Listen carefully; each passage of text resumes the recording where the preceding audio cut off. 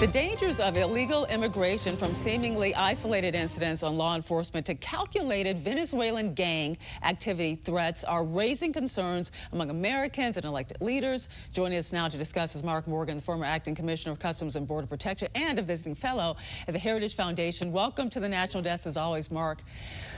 Now, here at the TND, we always watch the polls. And right now, polls are telling us that immigration and border security are really top issues for voters.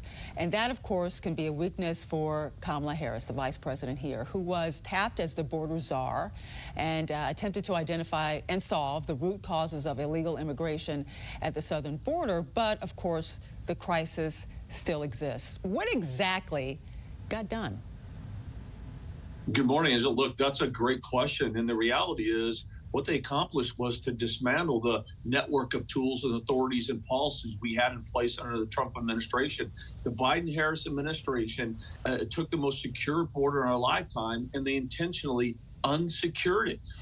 What we've seen in the past 3.5 years, 11 million total nationwide encounters, the most in history, 2 million known gotaways, the most in history. Border Patrol's apprehended 380 illegal aliens on the terror watch list, the most in history. 108,000 Americans died from drugs, most in history. J.D. Vance is right. This isn't complicated. I've said this for a long time. You don't have to be a border security expert to understand what needs to be done. It's applying a common sense strategy of deterrence and consequences, like building the wall, reinstating the Remain in Mexico program, and going after those and removing those who remain in the country illegally. While Vice President Harris fully supported ending the wall, ending the Remain in Mexico program, and she supports widespread amnesty rather than widespread deportations. Let's talk about the gang activity. A new memo from DHS that was actually published in the New York Post indicates that Venezuelan gang known as Tren de Aragua has essentially given the green light to open fire on police officers in Denver, Colorado. For months now, members of this violent gang have been entering the U.S. on the southern border. Gang members have been spotted all across the country.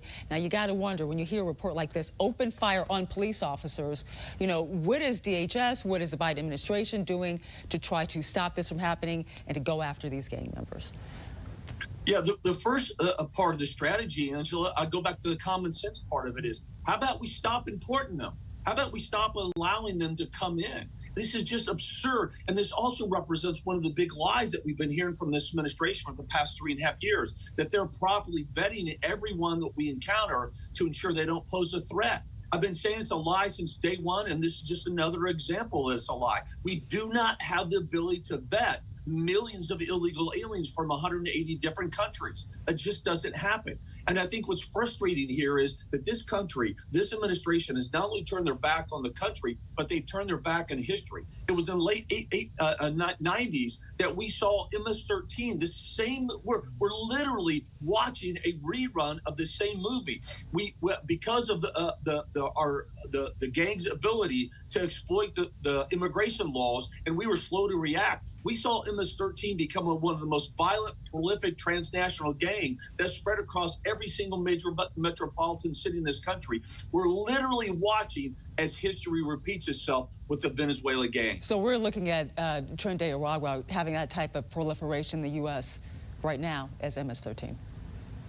Absolutely. It's already unfolding. And I would say it's somewhat even worse because this gang, part of their motto is to go after law enforcement. There's no respect. There's no fear. This is a serious problem. Angela, I'm telling you, we are behind the power curve already. And this administration's reaction was to actually allow Venezuelans to become part of the 400,000 individuals from 4 different countries that they're unlawfully utilizing parole to allow them to come to the United States. Well, it's simply unconscionable. Mark, what message do you think is being sent here when you look at everything, including the New York Post reporting just last week that a pair of illegal migrants accused of attacking 2 NYPD officers are even back on the streets? They were accused, I think, of biting one officer, another person, I think, through a moped.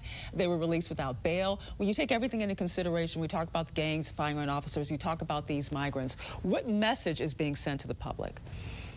And it's a great question.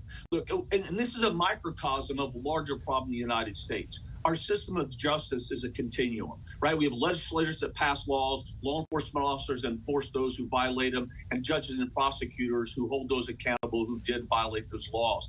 If any one element of that system breaks down, the entire system breaks down. When it comes to illegal immigration, every part of the system is breaking down. We have laws and policies that actually incentivize lawlessness and encourage it and reward it. You have sanctuary cities, for example, that prevent law enforcement officers from doing their job. And now we have judges that are literally releasing those that are in the country illegally and committed another crime back into the city to claim another victim. This is literally open season, not just on cops, but our communities as well. Well, former Acting Commissioner of Customs and Border Protection and visiting fellow at the Heritage Foundation, Mark Morgan, thank you, as always, for joining us. You bet. Thanks, Ann.